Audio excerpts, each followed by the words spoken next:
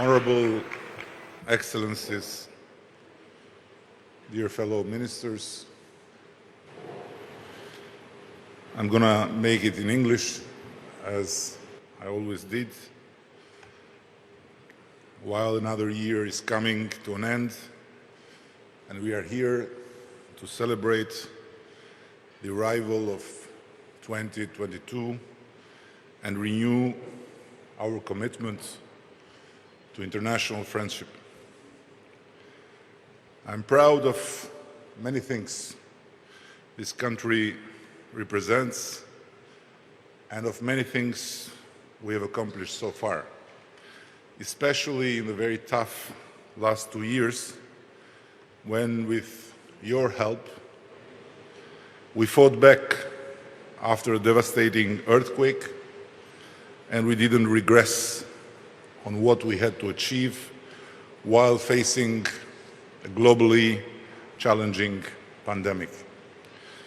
Let me say that despite the ongoing difficulties that we face as a country, but also beyond, I'm confident that more will be done in the year to come.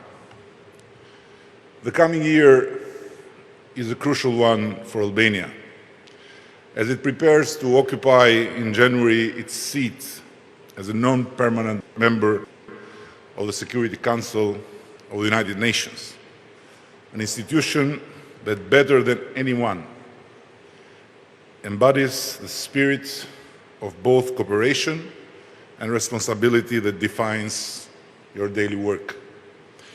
It is a historic opportunity for Albania, a country still scarred by decades of isolation and paranoia, of hostility to other nations, of entrenchment in its own ways and delusion about the motives of others.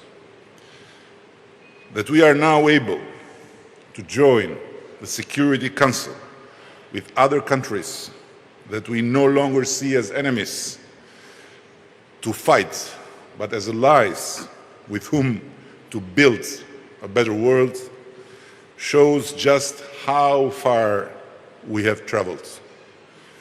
But this historic opportunity also presents itself at a time of a great challenge, not just for my country, but also for all of yours. Not just for Albania, but for the Balkans. Not just for the Balkans, but for Europe. Not just for Europe, but for the world. These are demanding times for all of us, and the challenges we face sometimes seem greater than what we can cope with. Greater is also the need we have for each other, large and small, developed or developing countries, Westerners or Easterners, Northerners or Southerners. As we navigate one crisis only to find ourselves in another, in what seems to have become a permanent state of emergency, it is essential that we do not let that state of emergency take hold of our minds. It is vital that we do not retreat to isolation, suspicion of what is different from us, the fear of what we cannot control. Albania knows all too well what the cost of that isolation is. We have no lessons for the world but one, the one we have learned in the hardest way. No country can manage this alone. The new challenges we face are increasingly unpredictable. They do not lend themselves to the adaptation of solutions that have already been tried and tested in the past, to large nations imparting lessons to smaller ones. We are all new to the challenges. We are all in this together, and we can learn from each other's successes and failures. An injury suffered in the most remote corner of the planet is a potential fatal blow to its core. Its effects, as we have learned with the pandemic, are immediate, everywhere. The consequences are lasting. The enemies we confront are increasingly invisible. Health emergencies, climate change, the anonymous power of disinformation, fueled by the development of new technologies. But as we all confront those invisible enemies, we must not become invisible to each other. We must revisit not just the basis of the social contract between governments and their citizens, but also that which binds different governments to each other, to make sure that we don't sacrifice rights, but expand them, and that we don't diminish our commitment to values, but show that we really practice what we preach. Governing a small country is hardly easier than governing a large one. Serving a large country has often been easier than serving a small one, as you ambassadors know better than anyone else. But in the world in which we live, leading large countries means increasingly leading not just large countries, but humanity as a whole.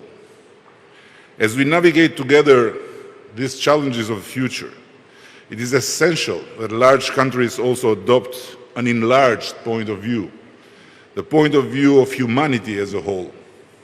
Faced with large-scale global challenges, we are all frighteningly very small.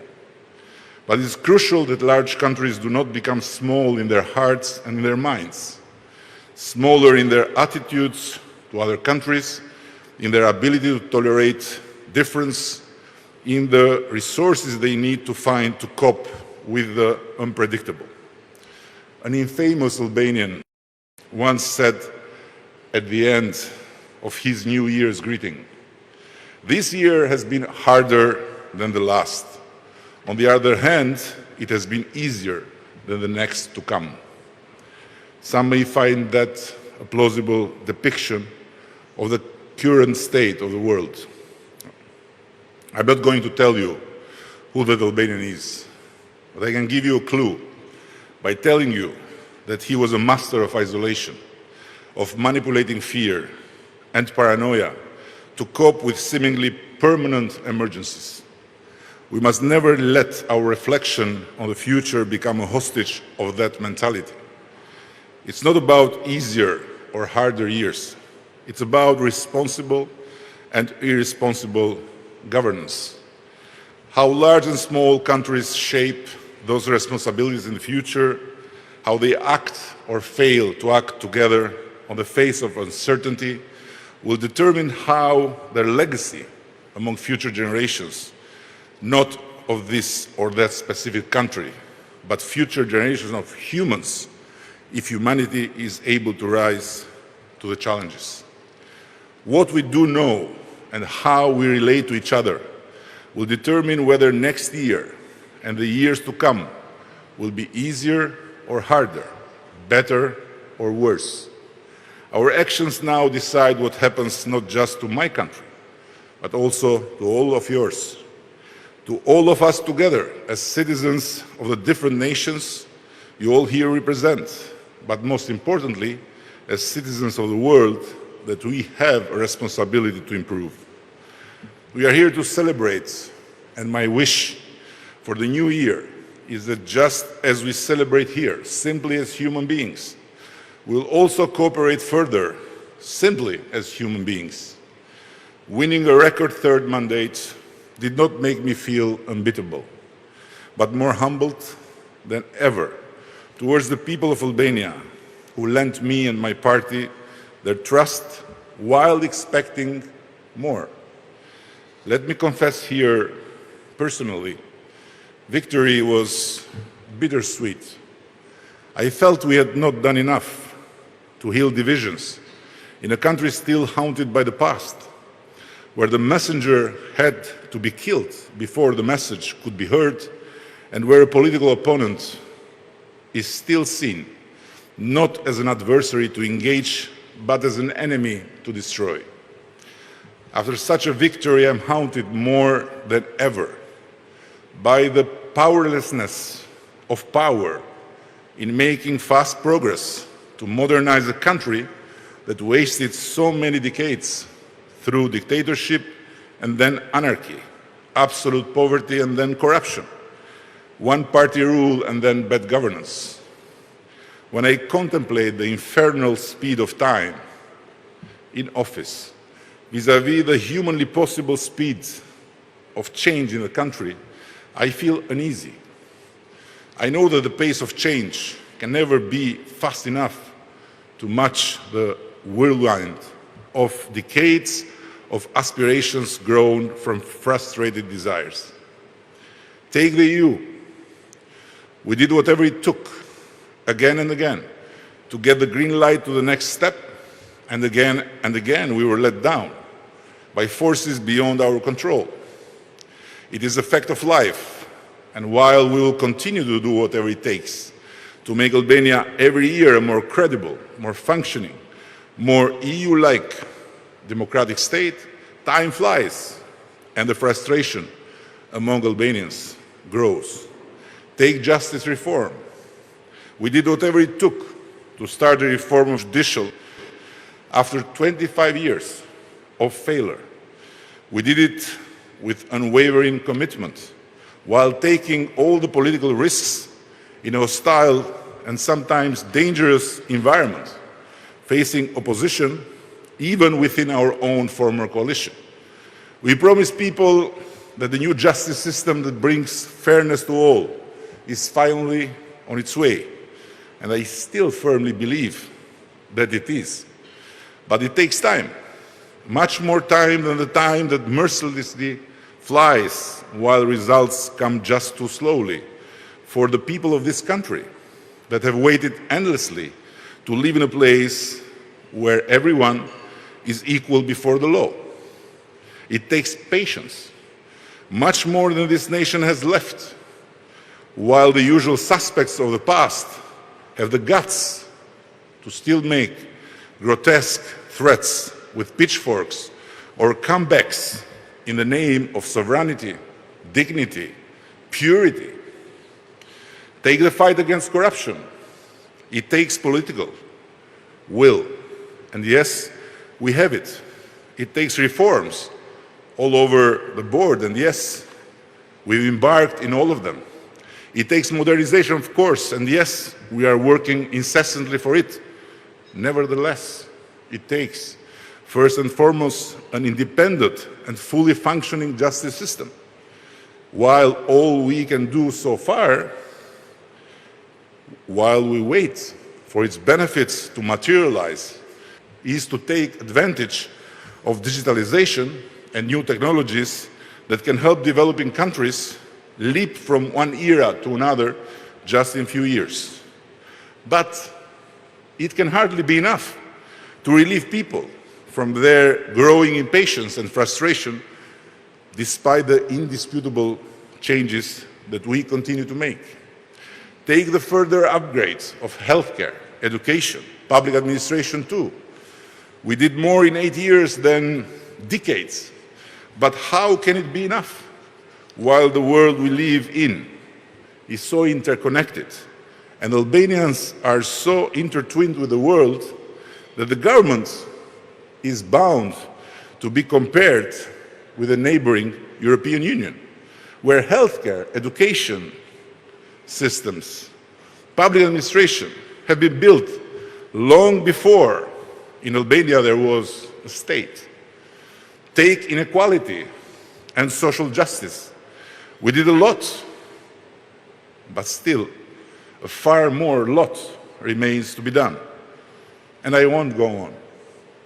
I did not mean to present you with a litany of complaints, nor with an outcry for sympathy with my reflections on the search for lost time. But it is the end of another year after all, so if not now, when? Having to lead the country for a third unprecedented mandate is an honor and a privilege that I am the first Albanian to have. To me, this means something so important and so obliging toward the people of this country that I cannot find the words to express, and I am committed to give it all of myself to pay it back as much as it is humanly possible.